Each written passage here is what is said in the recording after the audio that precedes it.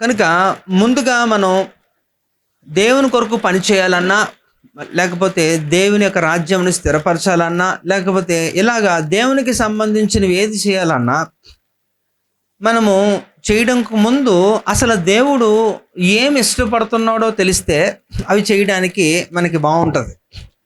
So కొంతమంది తెలుసుకుంటారు, కొంతమంది తెలుసుకోరు. తెలుసుకోకుండా వారికి నచ్చినవి చేసి అది దేవునికి ఇష్టమని రుద్దుతూ ఉంటారు. అది కాదు. అయితే ఇక్కడ ఒక విషయాన్ని మనం గమనిద్దాం. ఈ యొక్క ఉదయకాల సమయంలో మరి ఈ యొక్క శ్రేష్టమైన పునరుద్ధాన దినాన్న దేవుడు మనకి మాట్లాడబోతున్న ఒక శ్రేష్టమైన అంశము.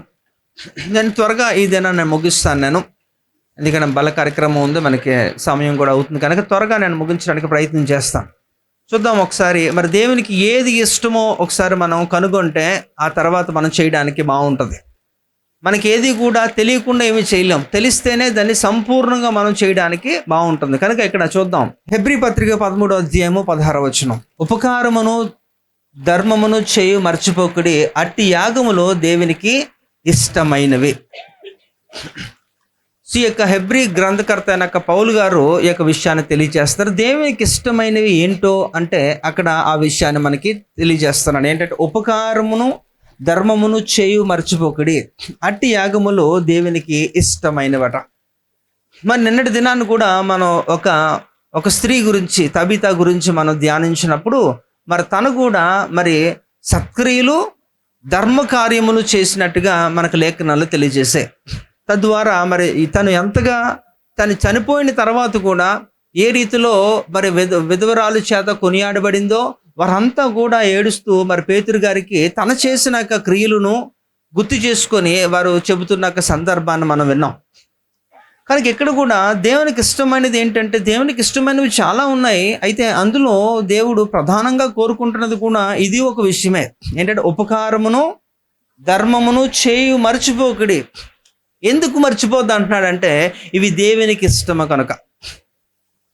అయితే ఆ లెక్కను చూస్తే చాలామంది అంటారు అన్నమాట, లేదంటే మేము కూడా చాలా చేస్తున్నామండి అంటే చేస్తారు. ఎవరికి చేస్తారు? మీరు మీకు నచ్చిన వాళ్ళకి చేస్తారు కదా. ధర్మం అంటే నచ్చిన వాళ్ళకి కాదు కదా, అందరికీ చేయాలి. శత్రువు అయినా సరే వాడికి కూడా చేయగలగాలి. అలా చేస్తేనే అది దేవునికి ఇష్టమని యాగమట. కొన్ని యాగాలు ఉన్నాయి, అందులో దేవునికి ఈ యాగం అంటే చాలా ఇష్టమని దేవుడు తెలియజేస్తున్నాడు. సో మీ జీవితాల్లో మీరు చాలామందికి సహాయం చేసే ఉంటారు.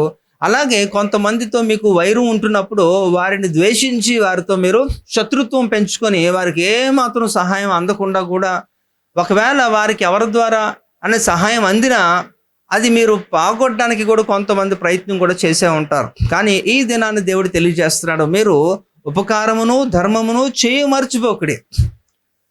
ఆ లెక్కను చూస్తే ఇక్కడ 103వ కీర్తనలో దావీదు గారు కూడా ఆ మాట తెలియజేస్తారు కదా. ఏంటంటే ఆయన మనకు చేసిన దాంట్లో ఏది ఒక్కటి కూడా మర్చిపోకుడి అని కూడా చెప్తున్నాడు. దేవుడు మనకి ఎన్నో కార్యములు చేశాడు. ఆ ఏ కార్యము కూడా మనము మర్చిపోకూడదట. ఒకవేళ మీరు మర్చిపోతే మీరు కృతజ్ఞతాహీనులైపోతారు. కనుక ఎవరైనా సరే మీకు ఏదన్నా చేస్తే అది మీరు గుర్తుపెట్టుకోవాలి, అది మీరు చేయదగినది. ఇక్కడ ఒక విషయాన్ని మనం గమనిద్దాం. ఇతరులకి సహాయం చేసే విషయంలో నేను నిన్నే చెప్పాను, మరి బైబిల్ గ్రంథం చెప్పినంతగా ఏ ఒక ఇతర గ్రంథములో మాట్లాడలేదు. ఇతరులకి సహాయం చేసే విషయంలో కానీ వారిని ఆదుకోవడం విషయంలో కానీ బైబిల్ చాలా స్పష్టంగా చెబుతున్నాడు. కనుక ఇక్కడ కూడా మనం గమనిస్తే దేవుడు పదే పదే చెబుతూ అది కూడా చేయదగినది మీరు మర్చిపోకండి అని మనకి జ్ఞాపకం చేస్తున్నప్పుడు కూడా మనం దాన్ని నిర్లక్ష్యం చేస్తే నిజంగా మనం దేవుని దగ్గర నుంచి పొందుకోబోతున్న ఒక మంచి మేలును మనం పొందుకోవడం అనేది పోతుంది. కనుక ఒకసారి జ్ఞాపకం చేసుకుందాం. ఇక్కడ ఒక సందర్భాన్ని ఒకసారి మీకు గుర్తు చేస్తాను. 1 సమూయేలు గ్రంథము 31వ అధ్యాయము 11 నుంచి 13 వచనాలు ఒకసారి చదువుదాం.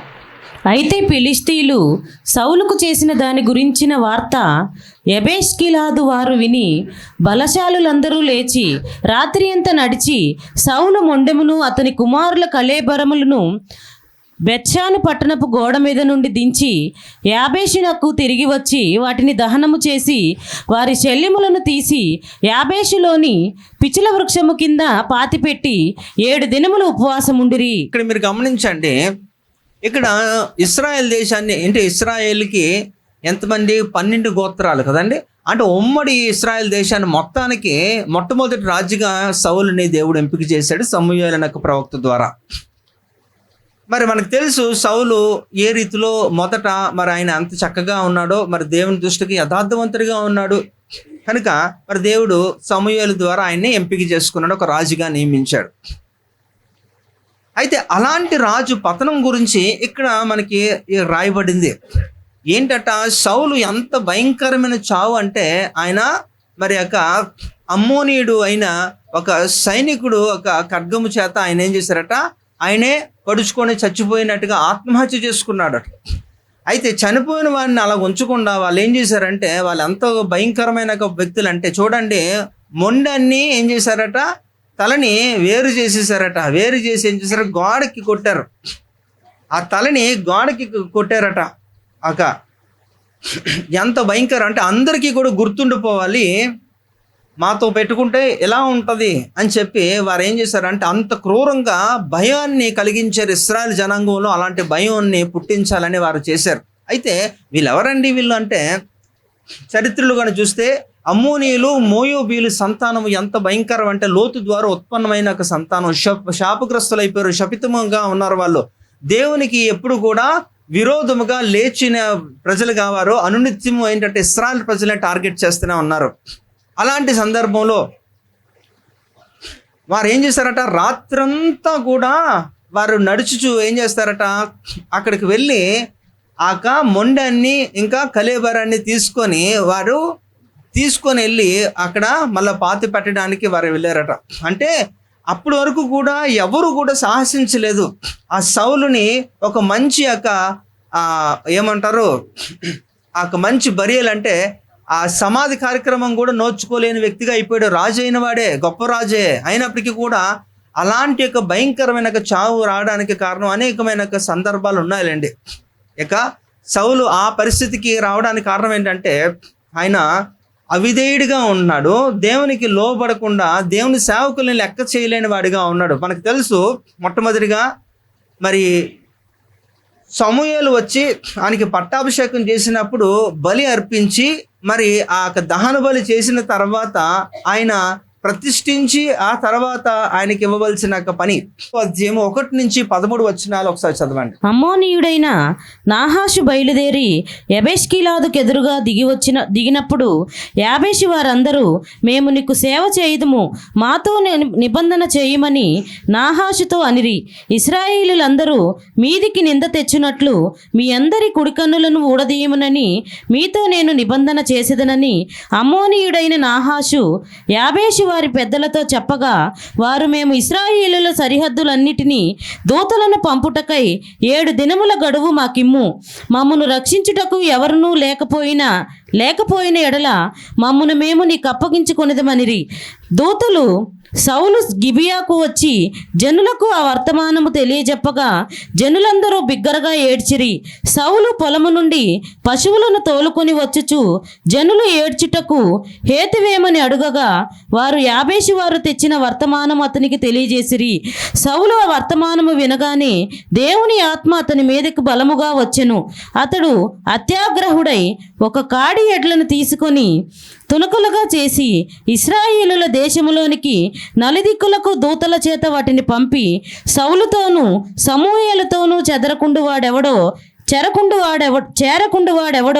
వాని ఎడ్లను నేను ఈ ప్రకారముగా చేయుదునని వర్తమానము చేసెను. అందువలన యెహోవా భయము జనుల మీదకు వచ్చెను గనుక. చాలమ్మ, మీరు చదువుకున్న తర్వాత అంతా కూడా ఇక్కడ ఏంటంటే యాబేషు వారికి ఒకసారి ఒక సమస్య వస్తుంది. ఈ అమాలేకీలు అనబడిన వారు ఏం చేస్తారట, వారిని భయపెట్టి అమాలేకీలు వ్యక్తి ఒకడు ఏం చేస్తాడంటే ఒక ఆర్డర్ వేస్తాడు. వాళ్ళని భయపెట్టి ఇవన్నీ చేస్తున్నప్పుడు ఆ విషయాన్ని తెలుసుకొని వణుకుపోతున్నప్పుడు ఆ విషయము ఈ అమాలేకీయుల వ్యక్తులు యాబేషు వారిని ఈ రీతిలో ఇబ్బంది పెడుతున్నారన్న వర్తమానము సౌలుకు తెలిసినప్పుడు 6వ వచనం చూస్తే ఆయన అత్యాగ్రహం చెందాడట. చాలా కోపోద్రేకంతో ఏం చేశారట, వెంటనే ఒక కాడి ఎద్దుల్ని తీసుకొని దాన్ని తునాతునకలు చేశాడట. అవి 4 దిక్కుల వైపు పంపించి, ఎవరన్నా సరే ఇశ్రాయేలు ప్రజల మీదకి ఇలాగా వస్తే వారి పరిస్థితి ఇదే అని చెప్పి, ఎవడ్రా సమూయేలుతోని సౌలుతోని గొడవ పెట్టుకున్నాక మనగాడు ఎవడు అని చెప్పి ఒక ఛాలెంజ్ చేసినప్పుడు వాళ్ళందరూ కూడా ఆశ్చర్యపడిపోతారు. అంటే ఈ యాబేషు వారికి ఒకానొక కాలంలో సమస్య వచ్చినప్పుడు సౌలు నుంచొని వారికి అండగా నుంచున్నాడు. అది వారు గుర్తుపెట్టుకొని సౌలు చనిపోయిన తర్వాత సౌలుని అంత హీనంగా భయంకరమైన చావుకి వారి కారణమైనప్పుడు వారి యొక్క అంత్యక్రియలు కూడా సక్రమంగా జరగలేని స్థితిలో ఏ ఒక్కరూ కూడా బయటికి రాలేని పరిస్థితిలో ఉంటున్నప్పుడు ఈ యాబేషు వారు అది జ్ఞాపకం చేసుకొని ఏం చేశారట, రాత్రంతా నడుచుకొని వెళ్ళారట. ఇలా కొండ మీదకి ఎక్కి అక్కడ గోడకి కొట్టిన ఆ మొండాన్ని, ఆ తలని తీసుకొని, ఆ మొండాన్ని తీసుకొని, ఆ రెండింటిని తీసుకొని వెళ్ళి ఇక్కడ వారి యొక్క పితృల దేశంలో వారు ఏం చేశారట, సమాధి చేసినట్టు మనకు కనబడుతుంది. అంటే ఒకప్పుడు ఈ యొక్క సౌలు తర్వాత చెడిపోయాడు, కానీ మొట్టమొదటిగా వారికి అపాయం వచ్చినప్పుడు ఆయన నుంచున్నాడు. ఆ కృతజ్ఞత వారికి ఉంది. ఆ కృతజ్ఞత ఉండడం వల్ల ఏం చేశారట, వారు రిస్క్ చేశారు. ఒక విధంగా చెప్పాలంటే అలాంటి యొక్క ప్రయత్నంలో వారిని సంహరించవచ్చు. అయితే మీరు గమనించండి, ఆ చదివిన లేఖన భాగం చూస్తే అందులో యుద్ధ వీరులు లాంటి వారు కొంతమంది బయలుదేరారట. అందులో ప్రాణానికి తెగించారట. ఏమైనా పర్వాలేదు, ఎందుకంటే ఒకప్పుడు మమ్మల్ని తెగని ఈయన కాపాడాడు కనుక ఆయన గురించి మేము కనీసం ఆయన అంత్యక్రియలన్నా సరే మేము సక్రమంగా జరిగిస్తాం అని చెప్పి ఒక నిబంధన చేసుకుని వారు వెళ్ళారు. అంటే అందుకని ఇక్కడ దేవుడు చెప్తున్నాడు, ఉపకారమును ధర్మమును చేయు మర్చిపోకుడి, అది దేవునికి ఇష్టమైన యాగము. కనుక నీకు ఎవరైనా సరే మంచి చేస్తే, మేలు చేస్తే ఎప్పటికీ కూడా మీరు మర్చిపోకండి. ఎంతో వారు కష్టపడి వాళ్ళు అక్కడికి వెళ్ళి ఖచ్చితంగా సహాయం చేయాలని వారు నిర్ణయించుకున్నారు. ఎందుకంటే ఒకప్పుడు సౌలు రాజు వారికి సహాయం చేశారు కాబట్టి ఆ ఉపకారాన్ని వారు మర్చిపోలేదట. మర్చిపోలేకుండా ఏం చేశారట, ఆ పని చేశారు. కష్టపడి వెళ్ళి అంత్యక్రియల్ని జాగ్రత్తగా చేశారు. కనుక మీ జీవితంలో కూడా ఎవరన్నా సరే మీకు మంచి చేసినప్పుడు, మేలు చేసినప్పుడు మీరు ఎప్పుడు కూడా మర్చిపోకండి. మర్చిపోకుండా ఉండడం కంటే కూడా మీరు తిరిగి మరలా వారికి రెట్టింపు మీరు చేయాలని కూడా దేవుడు కోరుకుంటున్నాడు. సత్క్రియలు ధర్మ కార్యములు చేసినప్పుడు ఖచ్చితంగా అది దేవుని యొక్క సన్నిధిలో రికార్డ్ అవుతాయి. ఇక్కడ అపోస్తుల కార్యం 10వ అధ్యాయం 1 నుంచి 4 వచనాల్లో కూడా చూస్తే అక్కడ కొర్నేలి అనే ఒక వ్యక్తి, ఆయన అన్యుడు. మరి ఆయన అన్యుడైనప్పటికీ కూడా ఆయన ధర్మ కార్యములు, ప్రార్థనలు, యాచనలు ఇవన్నీ కూడా దేవుని సన్నిధికి చేరాయని చెప్పి దూత ఆయన గురించి ఒక సాక్ష్యం చెప్పిన ఒక మాట విన్నాం కదా, చదువుతారా? ఇటలీ పటాలం అనబడిన పటాలములో శతాధిపతి అయిన కొర్నేలి అని భక్తిపరుడు కైసరులో ఉండెను. అతడు తన ఇంటి వారి అందరితో కూడా దేవుని యందు భయభక్తులు గలవాడయుండి ప్రజలను బహుధర్మము చేయిచు ఎల్లప్పుడూ దేవునికి ప్రార్థన చేయువాడు. పగలు ఇంచుమించు 3 గంటల వేళ దేవుని దూత అతని యొద్దకు వచ్చి కొర్నేలి అని పిలుచుట దర్శనమందు తేటగా అతనికి కనబడెను. అతడు దూత వైపు తేరు చూచి భయపడి, ప్రభువా ఏమని అడిగెను. అందుకు దూత, నీ ప్రార్థనలను, నీ ధర్మ కార్యములను దేవుని సన్నిధికి జ్ఞాపకార్థముగా చేరినవి. చూసారా, మీ ప్రార్థనలు, ధర్మ కార్యములు దేవుని సన్నిధికి చేరాయి అని చెప్పి ఒక అన్యుడి గురించి ఒక దూత ఆయన గురించి సాక్ష్యం చెబుతుంది. కానీ మనం రక్షించబడిన వారము కదా, దేవుని యొక్క బిడ్డలుగా మనకి దేవుని యొక్క ముద్ర మన మీద వేసినప్పుడు మరి మీ గురించి కూడా ఒక దూత కానీ కనీసం ఒక వ్యక్తి అన్నా సరే మీ గురించి అలాంటి సాక్ష్యము మీరు పొందుకున్నారా? మీ గురించి చెప్పారా? అవునండి, ఆయన మాకు ఎంతో చేశాడండి, కొన్ని సందర్భాల్లో మేము అతన్ని బాధించినప్పటికీ కూడా మమ్మల్ని ఇలాంటి యొక్క సహాయం చేశాడండి అని మీరు అలాంటి సాక్ష్యం మీరు పొందుకున్నారా అంటే మీకే తెలుసది. కనుక మీరు ఒకసారి ఆలోచించండి, ఉపకారమును ధర్మమును చేయుడా మరచిపోకుడి, అది దేవునికి ఇష్టమని యాగమని మీరు గుర్తించినప్పుడు ఖచ్చితంగా మీరు చేయడానికి ఇష్టపడతారు. ఎందుకంటే మనకు తెలియదు, అదే చెప్తున్నాను, మనకు తెలియలేనప్పుడు మనం చేయలేం. కానీ తెలుసుకున్నప్పుడు కూడా దాన్ని చేయకపోతే అది నిజంగా అది మీ తప్పు అవుద్ది. కనుక మీకు ఎంత చేతనవుతుందో, ఇప్పుడు ధర్మాన్ని చేయమంటున్నాను కదా, లేకపోతే సత్క్రియలు చేయమంటున్నాను కదా చెప్పి మీ దగ్గర లేనప్పుడు కూడా ఒక అప్పు చేసి వెళ్ళి చేయమని నేనేం చెప్పట్లే, అలా ఎప్పుడు కూడా నేను చెప్పను. కానీ మీకున్న దాంట్లోనే మీరు సహాయం చేయండి. ఎందుకంటే అది దేవునికి ఇష్టమైనదని మీరు గ్రహించినప్పుడు మీరు ఇచ్చిన కొలది మీరు ఆశీర్వదించబడతారు. హల్లెలూయా. మీరు ఎవరైనా చెప్పగలరా, లేదంటే పలానోళ్ళకి నేను సహాయం చేయడం బట్టి నేను నష్టపోయానని? అలాంటిది ఏమైనా ఉందా? మీ జీవితంలో కాదు, బైబిల్లో కూడా ఎక్కడ, పూర్వీకుల జీవితాల్లో కూడా ఎక్కడ కూడా అలాంటిది లేదు కదా. కనుక మరి లేనప్పుడు మీరు ఆశీర్వదించబడడానికి అది ఒక మెట్టుగా మనకి కనబడుతున్నప్పుడు దాన్ని ఎందుకు మనము నిర్లక్ష్యం చేయాలి? కనుక ఈ యొక్క నూతన సంవత్సరంలో మీరు ఇది ప్రారంభించండి మీ జీవితాలకి. ఎందుకంటే దేవునికి ఇష్టమైనది మీరు చేస్తున్న కొలది కూడా మీరు రెట్టింపు ఆశీర్వాదం పొందుకుంటారు. అది ఏ రూపంలో అన్నా కానివ్వండి. It is not only financially or ఒక మెటీరియలిస్టిక్ కాదు, అది అనేక విధాలుగా, అది ఆత్మీయంగా అవ్వచ్చు, ఏ విధంగా కూడా ఖచ్చితంగా దేవుడు మిమ్మల్ని ఆశీర్వదిస్తే అది ఏ కోణంలో ఉన్నా సరే అది జరుగుతుంది. కనుక ఇక్కడ ఈ యాబేషు వారు ఏం చేశారట, వారికి ఒకప్పుడు సౌలు చేసినది జ్ఞాపకం చేసుకొని, సౌలు వారికి అండగా నిలబడ్డాడు కాబట్టి ఈరోజు వారి ఒక తెగ అనేది ఒక మనుగడలో ఉంది. అది జ్ఞాపకం చేసుకున్న వారు సౌలు చనిపోయిన తర్వాత ఎవరు కూడా తనకి అంత్యక్రియలు జరిగించలేని దుస్థితి ఉంటున్నప్పుడు వీరే సాహసించి ఏం చేశారట, రాత్రంతా నడుచుకుంటూ వెళ్ళి ఆ కొండ శిఖరానికి ఎక్కిపోయి ఏం చేశారట, ఆ సౌలు ఒక దేహాన్ని తీసుకొని వారు మరలా ఎక్కడ తీసుకొని వెళ్ళారు, వారి అంత్యక్రియలు చాలా చక్కగా ఘనంగా జరిగించారట. కనుక మనకి ఎవరన్నా సరే చేస్తే చిన్న సహాయం చేసినా మీరు ఎప్పటికీ కూడా మీరు మర్చిపోకండి, దాన్ని మీరు రెట్టింపు మీరు చేయండి, అది మీకు ఆశీర్వాదకరంగా ఉంటుంది. మనం ఇతరులకి ఏమీ చేయము, మనం ఏమీ చేయకుండా దేవుడు మిమ్మల్ని ఆశీర్వదించాలంటే అది కుదరదండి. దేవుడు ఆశీర్వదించగలడు, ఎందుకంటే శూన్యము నుండే సమస్తము చేసిన వాడు నిన్ను ఆశీర్వదించడం పెద్ద విషయం కాకపోవచ్చు, కానీ అది మనకు ఒక పాఠాన్ని నేర్పిస్తున్నాడు.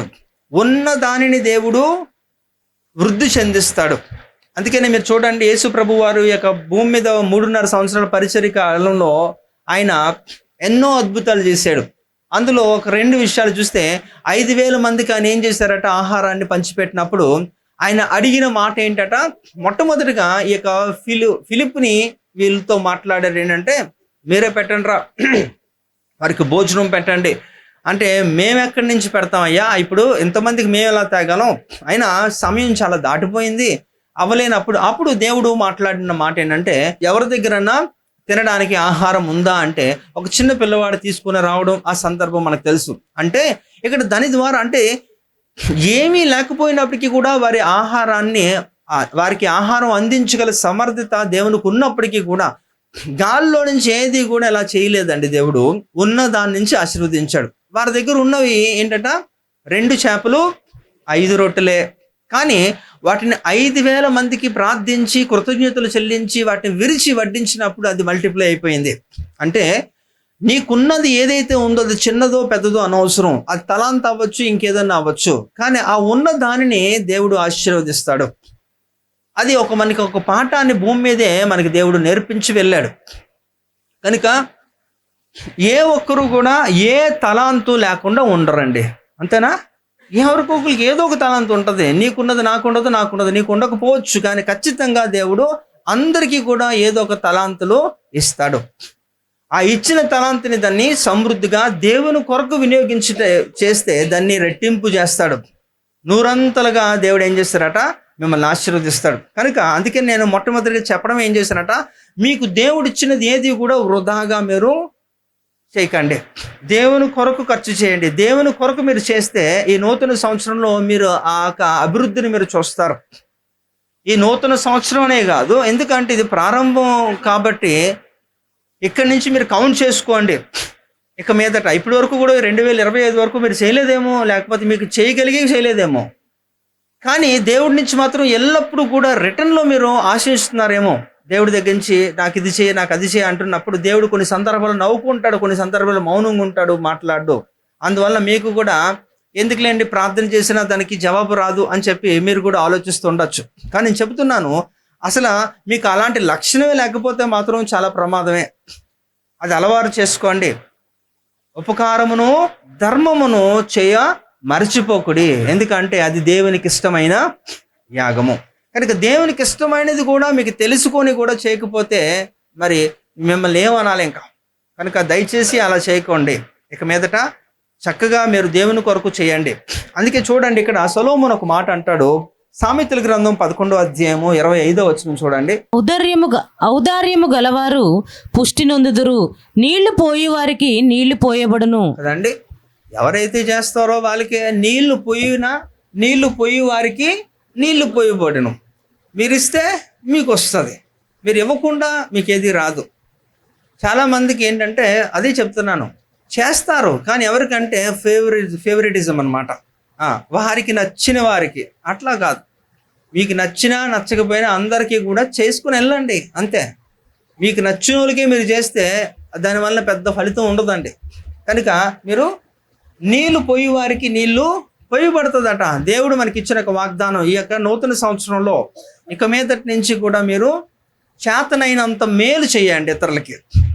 నేను మరలా ఇంకొక మాట కూడా తెలియజేస్తాను. ఒకవేళ మేలు చేయడం మీకు చేత కాకపోతే చేయకండి, కానీ కీడు మాత్రం చేయకండి. ఇతరుల గురించి పిచ్చి మాటలు, దరిద్రమైన కంప్లైంట్స్ చేయకండి, దానివల్ల మీకు నష్టం జరుగుతుంది. అలా చేయకండి. మీరు మేలు చేయకపోయినా పర్లేదు కానీ కీడు మాత్రం చేయకండి. అయితే అలా న్యూట్రల్గా ఉండడం వలన కూడా మీరేం పొందుకోరు. ఖచ్చితంగా మీరు ఇతరులకు మేలు చేస్తేనే మీకు మేలు దేవుడు చేస్తాడు. అంతే. దేవుని దగ్గర ఒక కొలబద్ద ఉంటుందండి. మీరు చేసిన దానికి ఎంత కొలతతో చేస్తారో అంత కొలతతోనే మీకు మరలా దేవుడు తిరిగిస్తాడు. కనుక ఈ ఉపకారాన్ని, ఈ సత్క్రియని కూడా మీరు నిరంతరము కూడా మీరు బ్రతుకున్న దినములంతా కూడా మీరు ఇది పాటించండి. చక్కగా మీరు చేయండి. అది మనకి ఉపయోగకరంగా దేవుడు మార్చేస్తాడు. ఇంకా చూడండి, ఇక్కడ ప్రసంగి గ్రంథం 11:2 కూడా చూడండి. 7 ఎనమండుగురికిని భాగము పంచిపెట్టుము, భూమి మీద ఏమి కీడు జరుగునో నీవెరుగవు. కదండి, ఎందుకంట దేవుడు ముందుగానే మనల్ని ఎలా సిద్ధపాటు చేస్తున్నాడు, ఎందుకు ప్రిపేర్ చేస్తున్నాడు? మనుషుల్ని సంపాదించుకోండి. అవునా? మనుషుల్ని సంపాదించుకోండి. అక్కడ 7 గురించి 8 గురించి చెప్తున్నారు. వాళ్ళకి చేస్తే, ఎందుకంటే రేపు ఏం జరుగుతుందో మనకు తెలియదు. అందుకనే మనం ఏం చేయాలట? నిరంతరము కూడా. ఇక్కడ చూడండి, యేసు ప్రభు వారికి తెలీదా? యేసు ప్రభు దేవుడు అయినప్పటికీ కూడా ఆయనదే అందరికీ అవసరం, కానీ మనుషులది ఎవరికి ఆయనకు అవసరం లేదు. ఎందుకంటే మనుషులకే ఆయన సహాయం చేస్తాడు, ఆయనే సృష్టికర్త కదా. అయినప్పటికీ కూడా దేవుడు ఆయన బాలుడుగా ఉంటున్నప్పుడు ఆయన ఎలాంటి ఇది పొందుకున్నాడు చూడండి. లూకాసువార్త 2:52 చూడండి. దేవుని దయందును మనుషుల దయందును వర్ధిల్లుచుండెను. ఏంటట? దేవుని దయ అంటే ఓకే, కానీ మనుషుల దయ ఎందుకండి? మనం ఉంటున్నది మనుషులతోనే కదా, అడవిలో లేం కదా, మృగాలతో లేం కదండి. కనుక మనుషుల దయ కూడా మనకు అవసరం. నాకు దేవుడు ఒక్కడుంటే సరిపోద్ది అన్నది ఎంత వాస్తవమో, మనుషుల దయ కూడా నీకు అవసరం అన్నది అంతే వాస్తవం. అంతే కదండి. మనం ఎవరికి సువార్త చెప్పాలండి? జంతువులకా, పక్షులకా, పురుగులకా? ఎవరికి చెప్పాలి? మనుషులకి చెప్పాలి. ఆ మనుషులను స్వీకరించాలంటే ఆ మనుషుని నువ్వు పొందుకోవాలి కదా, వారి దయ కూడా నీకు కావాలి కదా. కనుక ఎవరితో శత్రుత్వం వద్దు. అట్ ది సేమ్ టైం నువ్వు చెప్పిన తర్వాత వినకపోతే వాడి కర్మది, కానీ నువ్వు మనుషుల దయ కూడా నీకు కావాలి. ఎందుకంటే ఈ భూమి మీద మనం బ్రతికినంత వరకు కూడా మనకి మనుషుల సహాయం కూడా కావాలి. దేవుడు టక్కమని ఆకాశం నుంచి వచ్చేసి ఇలా నుంచొని నువ్వు అడగగానే సహాయం చేయడు. ఆ సహాయం కూడా ఎవరి ద్వారా ఉంటుంది? నీకు మనుషుల ద్వారానే. మరి ఆ మనుషులతోనే నీకు సఖ్యత లేకపోతే, అందుకే రోమపత్రిక 12 ఒక మాట ఉంటుంది, సఖ్యమైతే అందరితో సమాధానం కలిగి ఉండండి అంటాడు కదా దేవుడు. కారణం ఏంటి? ఎందుకంటే ఆయన సమాధానకర్తయగు అధిపతి కనుక ఆ సమాధానము ఆయన బిడ్డలో నిరంతరము ఉండాలి. అలా ఉంటేనే దేవుని రాజ్యము కట్టబడుతుంది. మీ హృదయంలో సమాధానం లేకుండా మీకు ఎన్ని చెబితే ఏం ఉపయోగం? మీరు అసలు మొట్టమొదటి వినరు. ఎందుకంటే హృదయం గలిబిలిగా ఉంటున్నప్పుడు ఏం వింటారు మీరు? అవునా కాదా? ఇప్పుడు ఉన్నారా మీరు? హల్లెలూయా. చేతులు చూపించండి. ఎలాగా? అందరూ పడుకోలేదు. అయితే ఎందుకు మాట్లాడట్లేదు? మీతోనే మాట్లాడతాం, త్వరగా ముగించేస్తాను నేను. కనుక సమాధానకి కర్తయ్య అధిపతి దేవుడు తెలియజేస్తాడు. మనం సమాధానం తుట్టున్నప్పుడు మనుషులు దయ కూడా మనం పొందుకుంటాం. మనుషులు దయ కూడా మనకు ఉంటున్నప్పుడట దేవుడు దాన్ని ఇంకనూ ఆశీర్వదిస్తాడు. అందుకే మనము మరచిపోకూడదట. ఉపకారమును ధర్మమును చేయ మరచిపోకూడదు. ఇది దేవునికి ఇష్టమైనది. మరలా చెప్తున్నా, దేవునికి ఇష్టమైనది ఏదన్నా సరే, అది ఎంత కష్టమైనా సరే మీరు చేయడానికి ప్రయత్నం చేయండి. మరలా చెబుతున్నాను, మనుషులు కెపాసిటీ ఏంటి దేవునికి తెలుసు. మన శక్తి సామర్థ్యాలు దేవునికి తెలుసు. కాబట్టి మన శక్తికి మించి దేవుడు మన నుంచి ఏది కోరుకోడు. ఇన్ఫాక్ట్ మీకు శ్రమలు అనుమతించేది కూడా మీరు ఎంతవరకట మీరు భరించదగినదే. అవునా? మీరు ఎంత భరించగలరో అంతే ఇస్తాడు. కానీ అది కూడా మాకు ఎక్కువ అంటారు చాలా మంది. మాకు ఇది మేము భరించలేకపోతున్నాం అండి, ఇది సాధ్యపడట్లేదని మీరు మాట్లాడుతూ ఉంటారు. కానీ ఇది కూడా కాదు, మీరు తట్టుకోదగినదే దేవుడిస్తాడు ఆ శ్రమలు కానీ ఏవైనా. కనుక ఇది మనం జ్ఞాపకం చేసుకోండి. మేలు చేయువారికే, నీళ్లు పోయేవారికే నీళ్లు పోయబడుతుందట. కనుక మీరు ఇతరులకి మీరు సహాయం చేసినప్పుడు అది ఎప్పటికీ కూడా వృధాగా పోదు. అయితే మీకు నచ్చిన వాళ్ళకి కాకుండా అందరికీ కూడా అదే కోణంలో అదే మనసుతో మీరు చేయడానికి ప్రయత్నం చేయండి. అది మీకు ఆశీర్వాదకరంగా ఉంటది. ఇక్కడ మనకి బైబిల్ గ్రంథంలో 7 తీర్పులు ఉన్నాయండి. ఆ 7 తీర్పుల్లో ఒక తీర్పు ఈ యొక్క మత్తయి సువార్త 25వ అధ్యాయంలో మనకి కనబడుతుంది. అక్కడ చూడండి, వారిని దేవుడు ఏ రీతిలో అక్కడ సెపరేట్ చేస్తాడు. మేకలు గొర్రెలుగా సెపరేట్ చేసి వారికి తీరుస్తున్న తీర్పులో అక్కడ చెబుతాడు. ఒకసారి చూద్దాం అది ఏంటో అనేది. మత్తయి సువార్త 25వ అధ్యాయము 35 నుంచి 46 వచనాలు నెమ్మదిగా చదవండి. నేను ఆకలిగొంటిని, మీరు నాకు భోజనము పెట్టితిరి. దప్పిగొంటిని, నాకు దాహం ఇచ్చితిరి. పరదేశినై ఉంటిని, నన్ను చేర్చుకొంటిరి. దిగంబరినై ఉంటిని, నాకు బట్టలిచ్చితిరి. రోగినై ఉంటిని, నన్ను చూడవచ్చితిరి. చెరసాలలో ఉంటిని, నా యొద్దకు వచ్చితిరని చెప్పును. అందుకు నీతిమంతులు, ప్రభువా, ఎప్పుడు నీవు ఆకలిగొని ఉండుట చూచి నీకు ఆహారం ఇచ్చితిమి? నీవు దప్పిగొని ఉండుట చూచి ఎప్పుడు దాహం ఇచ్చితిమి? ఎప్పుడు పరదేశివై ఉండుట చూచి నిన్ను చేర్చుకొంటిమి? దిగంబరివై ఉండుట చూచి బట్టలిచ్చితిమి? ఎప్పుడు రోగివై ఉండుట అయినను చెరసాలలో ఉండుట అయినను చూచి నీ యొద్దకు వచ్చితిమని ఆయనను అడిగెదరు. ఇక్కడ మీరు గమనించండి, ఇక్కడ ఆ మేకలుగా గొర్రెలుగా వారిని సెపరేట్ చేస్తున్నప్పుడు కుడివైపు ఉన్న వారందరూ కూడా ఆశీర్వదించబడిన వారు, ఎడం వైపు ఉన్న వారు కూడా శపితులు కదా, శాపగ్రస్తంగా ఉన్నారని, నన్ను చూడడానికి వచ్చారని, నేను ఆహారం కావాలని ఆకలిగా ఉంటున్నప్పుడు నాకు ఆహారాన్ని పెట్టారని, నాకు వస్త్రాలు లేనప్పుడు మీరు నాకు వస్త్రాలు ఇచ్చారని ఆయన అన్ని చెప్తున్నాడు. అంటే ఇవన్నీ కూడా ఈ భూమి మీద ఇలాంటి ప్రజలు లేరండి? ఉన్నారు కదా, అవసరాల్లో ఉంటున్నారు. ఈ ప్రజలందరికీ కూడా మనం చేసినప్పుడట వారికి చేసేది దేవునికి చేసినట్టుగా ఆయన తను తాను చెప్పుకుంటున్నారు. మనం దేవునికి నిజంగా ఏం చేయగలమంటే, నిజంగా మనం దేవునికి చేయగలమా? అసలు అవ్వదు కదా. ఆయన అంత దరిద్రుడి కాదు కదా, ఆయనే ఐశ్వర్యవంతుడు కదా, శ్రీమంతుడు కదా. అలాంటిది ఆయనకు మనం ఏం చేయగలం అంటే, ఆయన బిడ్డలకు చేస్తే ఆయనకి చేసినట్లు లెక్క.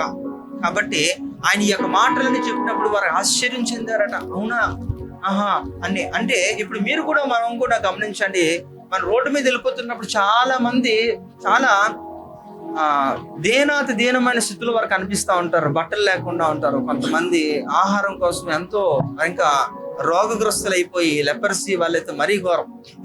ఇలాంటి ప్రజలు ఉంటున్నప్పుడు వారు సహాయం కొరకు ఎదురు చూస్తున్నప్పుడు వారిని దాటుకొని ఎన్నో సందర్భాలు వెళ్ళిపోయి ఉంటాం కదా. అంటే మీ పని అంత బిజీ వల్లనో, లేకపోతే ఎందుకులే ఎప్పుడు చేసేదే కదా, చేస్తూనే ఉంటాం కదా అని అలాంటి మనసు అని గుర్తుపెట్టుకోండి. ఇప్పటి వరకు కూడా అలాంటి తప్పిదాలు జరిగితే జరగచ్చు. నేను మరలా చెబుతున్నాను, మీకు వారిని ఏదో సంతృప్తి పరచడానికి ₹1000 మీరు ఇవ్వలేరు ఎవరు కూడా. కానీ మీకున్న దాంట్లో ది బెస్ట్ థింగ్ మీరు చేయొచ్చు. అది వస్త్రం అన్నా, ఆహారం అన్నా, ధనం అన్నా, ఏదైనా చేయొచ్చు. అయితే అది వారికి చేస్తే అది దేవునికి చేసినట్టట. అది దేవుడు తీర్పు దినాన్న నీకు ఇది జ్ఞాపకం చేస్తాడు. మిమ్మల్ని కుడివైపు ఆయన రొమ్ము కానుకొని మీరు కూర్చొని ఉంటారట.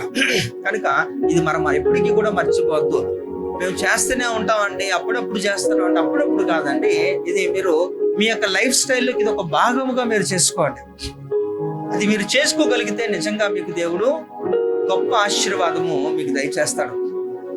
అయితే వీటితో పాటు క్రైస్తవులకు ఉన్న ఒక మంచి ఒక అలవాటు ఏంటంటే సహాయంగానే కాదు కానీ దేవుని పరిచయం చేసే సహాయం చేస్తూ ఉంటాం. నిన్నటి దినాన మనం మాట్లాడుకుంటున్నాం దేవుని గురించి ఒక 2 మంచి మాటలు, వాడు విన్నా వినకపోయినా 2 మాటలు చెప్పి ఆ సహాయం చేయండి. అది మంచిది. ఎందుకంటే నిజ దేవుడిని వాడు తెలుసుకోవడానికి అవకాశం ఉంటుంది. ఖచ్చితంగా వాడు కూడా ఆలోచన చేస్తాడు. మీ యొక్క సువార్త ఎప్పుడు ఎలా ఉండాలంటే వాడిని తన్ను తానే వాడు ఒక ప్రశ్న వేసుకునే రీతిలో ఉండాలి ఎప్పుడు కూడా. అంటే ఆలోచింప చేయాలి మీ మాటలో. ఏదో నామకార్థమైన ఒక సువార్త చేయాలి, ఒక భక్తి విధానం నడిపించాలని మీరు మాట్లాడితే దానివల్ల పెద్ద ప్రయోజనం ఉండదు. మీ మాటలో వారి ఆలోచన చేయాలి. అవునా, కరెక్టే కదా, ప్రాక్టికల్ గా ఉంది కదా, అవును కదా అని మీరు ఆ చెప్పే మాటలు వారికి ఏమంట మళ్ళా రిమైండ్ చేసుకోవాలి. అలా ఉండాలి. కనుక మీరు అలా చెప్పి సహాయం చేయండి, అది మంచిది. ఎందుకంటే ప్రాముఖ్యమైనది ముఖ్యమైనది.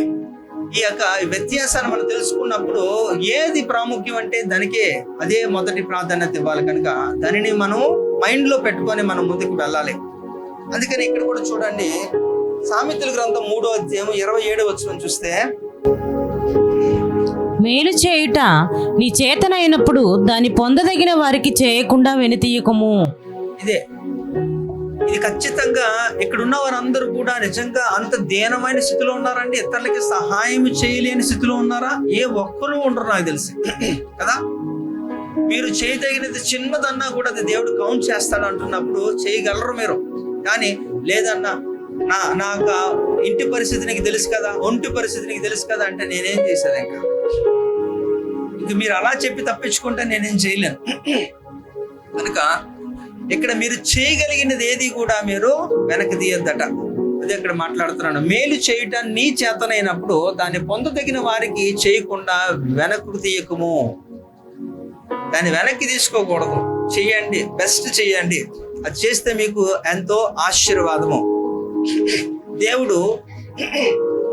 దేవుడే మనకి మేలు చేయకపోతే, దేవుడు మనకి మేలు చేశాడు. ఎంతకీ ఏం మేలు చేశారండి? ఏం చేశారండి? ఏం చేయలేదా? అంతకంటే ఇంకే నాకు తెలిసి ఇంకా దేవుడు అనబడిన వారైతే ఎవరు చేయరు. మీకు మేలు చేయడం అంటే ఏదో మీకు ఏది ఇవ్వడమో కాదు. అసలు ఈ రోజు మనందరం కూడా ఎలాంటి చీకటి నుంచి వెలుగులోకి మనం వచ్చామంటే అది ఆయన చేసిన గొప్ప బలియాగమే. హల్లెలూయా. గొప్ప రక్షణ కార్యాన్ని మన కొరకు దేవుడు చేశాడు. కనుక క్రీస్తు యేసు ప్రభు వారు ఎందుకు ఈ లోకానికి వచ్చారంటే, 1 తిమోతి పత్రిక 1వ అధ్యాయం 15వ వచనంలో ఏముందట? పాపులను రక్షించుటకు క్రీస్తు యేసు లోకానికి వచ్చారు. కాబట్టి ఆయన వచ్చిందే మనందరి నిమిత్తం కదా. అంత గొప్ప త్యాగము ఇంకే ఒక్కరు కూడా చేయరు. ఒకవేళ నిజం చెప్తున్నానండి, ఒకవేళ మీ కొరకు ఇతరులు ఎవరైనా సరే ప్రాణం పెట్టినా ఆ ప్రాణం అనవసరంగా ఖర్చు అయిపోయి వేస్ట్ అయిపోద్ది తప్ప అది మీకు ఏ మాత్రం ఉపయోగపడదు. అవునా? మీ ప్రాణం నాకెందుకు? ఉపయోగం లేదు కదా. అనవసరంగా నువ్వు చచ్చిపోవడం తప్ప దేవుడు నీకు అప్పగించిన పని మీరు అది నెరవేర్చకుండా అరాకొరా చేసి చచ్చిపోవడం వలన అక్కడ మీరు దేవుని దగ్గరికి వెళ్ళరు. మీకోసం నిన్ను నేను ప్రేరేపించి నా కొరకు నువ్వు చచ్చిపో అని చెప్పినందుకు నేను అక్కడికి వెళ్ళను. ఇద్దరిది వేస్టే. అయితే ఎవరు చేయాలి? అంతటి త్యాగం ఎవరు చేయాలంటే పరిశుద్ధుడు ఒక్కడే చేయాలి కదా. పరిశుద్ధుని రక్తము మాత్రమే అది పాప పరిహారం అవుద్ది, అంతే. అందుకనే ఒక్కసారిగా ఇలాగా యేసు ప్రభు వారు ఈ బలులు అనేది ఇంట్రొడ్యూస్ చేయకుండా ఒక్కసారిగా నూతన నిబంధన గ్రంథానికి వచ్చేసి ఆయన పెరిగి పెద్దోడైపోయి చచ్చిపోతే నాకు తెలిసి ఎప్పుడు కూడా యేసు ప్రభుని అంగీకరించడం. దేవుడు ఆ కాన్సెప్ట్ పెట్టిందే పాత నిబంధన గ్రంథంలో అంతా కూడా బలులు అంతా కూడా కంటిన్యూ అవ్వడానికి కారణం ఏంటంటే ఆయనే ఒక దినాన్ని నాకు బలి పశువుగా రాబోతున్నాడు. కాబట్టి ఇప్పుడు ఈ కాన్సెప్ట్ మీ మైండ్ లో ఉంటున్నప్పుడు మీరు ఇది అంటే నా బదులుగా ఒకరు చచ్చిపోతే నాకు అది ఉపశమనం కలుగుతుంది, దానికి పాప పరిహారం జరుగుతుంది నాకు కాన్సెప్ట్ మైండ్ లోకి మీకు చొప్పించే దేవుడు ముంగుర్తుగా దేవుడు ఏం చేసి ఇదంతా కూడా జరిగించాడు. అందు నిమిత్తమే ఇదంతా కూడా జరిగింది బలులు. అందుకనే కదా అప్పుడు ప్రజలు నమ్మారు. హెబ్రీ పత్రిక 9వ అధ్యాయం 22వ వచనంలో రక్తము చిందించకుండా పాప క్షమాపణ కలగదు కదా. అంటే రక్తము చిందిస్తేనే అవుతుంది అనేది ఒక మైండ్ లో వారికి ఉంది కాబట్టి వారి బలులు అలాగే జరిగించుకుంటూ వచ్చారు. అది నమ్మారు. అదే నమ్మడం యేసు ప్రభు వారు ఆఖరికి బలి అయినప్పుడు కూడా అదే కంటిన్యూ అయిపోయింది. ఒకవేళ ఆయన అది బలి ప్రవేశపెట్టకపోతే ఈ బలికి అసలు విలువే లేదు. చాలా మంది ఆ వ్యత్యాసం తెలియకుండా ఎందుకండి ఇలాగా మీ దేవుడు బలులు నైవేద్యాలు కోరుకోడు కదా, మరి ఎందుకు ఇన్ని బలులు జరిగాయి అని మాట్లాడుతుంటారు. కానీ దాని యొక్క అంతరార్థం ఒకటే, భవిష్యత్తులో ఆయన చేయబోయే ఒక గొప్ప త్యాగానికి ఇది ముంగుర్తుగా ఇవన్నీ కూడా చేసుకెళ్ళాడు. మరి కొలస్సీ రాసిన పత్రికలో అపోస్తలుడు పౌలు గారు చెప్తారు కదా, అవన్నీ కూడా ఛాయ, యేసుక్రీస్తులో ఇది నిజస్వరూపం అంటున్నాడు. కనుక మనం ఆ కాన్సెప్ట్స్ ఇవన్నీ కూడా మనకి కొంత అవగాహన ఉండాలి. ఏది కూడా దేవుడు ఊరికినే ప్రవేశపెట్టలే, దానికి ఒక అర్థం ఉంది, ఒక భావం ఉంది, అది మనం తెలుసుకోవాలి. కనుక ఇక్కడ కూడా ఉపకార ధర్మమును మర్చిపోకుడి, అది దేవునికి ఇష్టమైన యాగము అంటున్నప్పుడు దాని వెనకాతలు కూడా ఒక అర్థం ఉంది. మనం చేస్తున్నప్పుడు దేవుడు నిన్ను ఆశీర్వదిస్తాడు. మేలు చేయదగిన వాడు దాన్ని చేయడానికి వెనక్కి తీయకూడదట, చెయ్యు అంతే.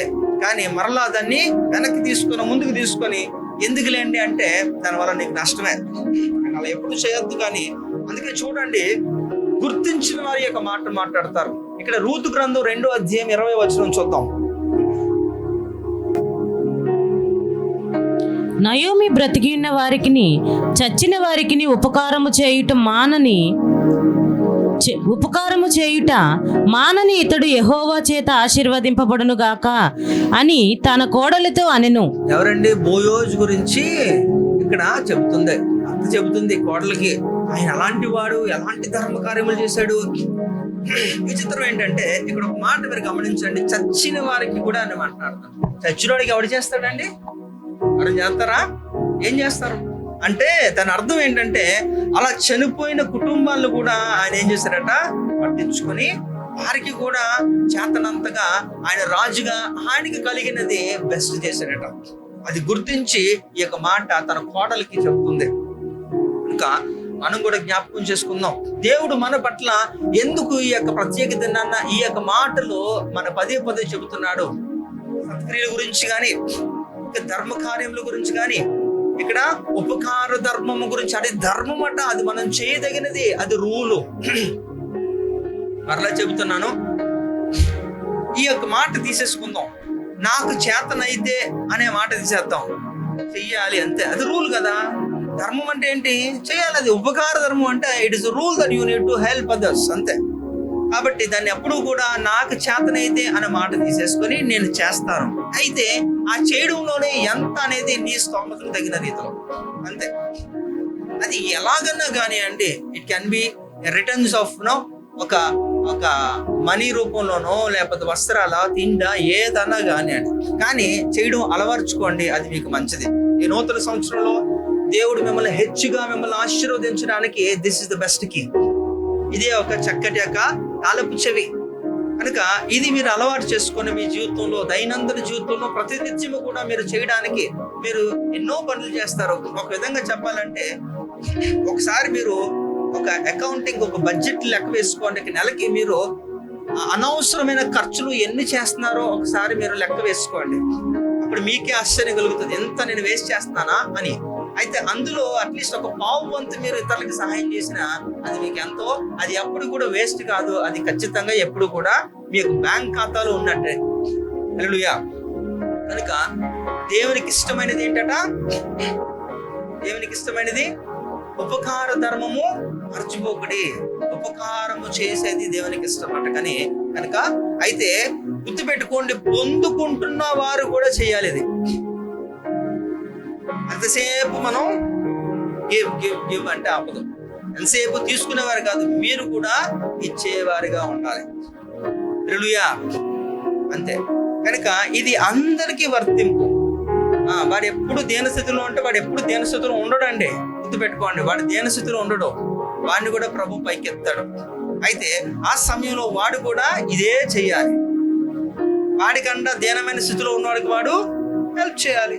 అంతేగాని లేదండి నేను ఎప్పుడు తీసుకునేవాడినేనండి అంటే మరి నువ్వు ఇంక జీవితంలో పైకి రావు. అలా కాదు, మీరు చేయాలి, వారు చేయాలి, అందరము చేయాలి. హల్లెలూయా. ఎందుకంటే ఇది దేవునికి ఇష్టమైన యాగము. హల్లెలూయా. కాబట్టి ఈ నూతన సంవత్సరంలో ఒక మంచి తీర్మానం తీసుకోండి. మీరు చాలా తీర్మానాలు తీసుకుని ఉంటారు ఇప్పటికే, కానీ దాంతో పాటు ఇది కూడా చేర్చండి. దేవా, ఈ నూతన సంవత్సరంలో నేను ఉపకార ధర్మము నేను చేయడాన్ని నేను మర్చిపోను, ఎందుకంటే ఇది నీకు ఇష్టమైన యాగం కదా. కనుక నేను ఖచ్చితంగా నేను ఇది చేస్తాను. ఎంతవరకు చేస్తానంటే నేను బ్రతుకు దినమునంతా కూడా. హల్లెలూయా. అలా చేసి చూడండి, మీ జీవితంలో అలా అంచెలంచెలుగా ఆ మార్పును కూడా మీరు గమనిస్తారు. దేవుడి కొద్ది మాటలు మీలో ఫలించరుగాక. దేవా, ఇక శ్రేష్టమైన పునరుద్ధాన దినాన్న తండ్రి, మా అందరితో మీరు ప్రత్యేకంగా మీకు ఇష్టమైనది ఏంటో మాకు తెలియజేశారు నాన్న. ఇష్టమైన యాగమును మేము కనుగొని అది మేము చేయులాగున తండ్రి మా హృదయములను ప్రేరేపించండి నాయన. అనేకమైన వ్యర్థమైన ఖర్చులు ఎన్నో మాకు తెలియకుండానే మేము చేస్తూనే ఉంటాం నాయన.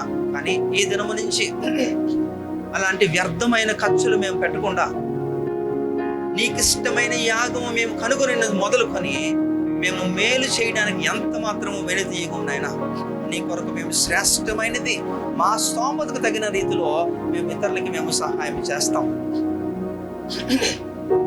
ఇంతకాలము మేము తీసుకునే వారిగానే ఉన్నామేమో నాయనా, కానీ ఈ దినము నుంచి మేము ఇచ్చే వారిగా మమ్మల్ని దీవించండి. మా హస్తములు కురచ కాకుండా సమృద్ధిగా ఇతరులకి సహాయం చేసి నీకిస్తులుగా మీ చిత్తము నెరవేర్చు వారుగా మమ్మల్ని ఉంచండి నాయనా అని ప్రతి ఒక్కరు కూడా ఒక మంచి నిబంధన చేసుకోండి. దేవుని సన్నిధిలో మీరు చేసిన నిబంధన ఎంతో విలువైనదండి. ప్రతి ఒక్కరి జీవితంలో దేవుడు నిరంతరం కూడా సమృద్ధి జీవితాన్ని దేవుడు చూడాలనుకుంటాడు, కానీ ఆ జీవితాన్ని సంపూర్ణంగా మనం చూడలేకపోవడానికి ఇది ఒక లేమి, మన జీవితంలో ఒక కొరత. కనుక ఈ కొరతను ఈ యొక్క శ్రేష్టమైన దినాన్న మనం సరి చేసుకొని దాన్ని భర్తీ చేసుకుందాం. ఒక నిబంధన చేసుకోండి, దేవుడు దాన్ని స్థిరపరుస్తాడు.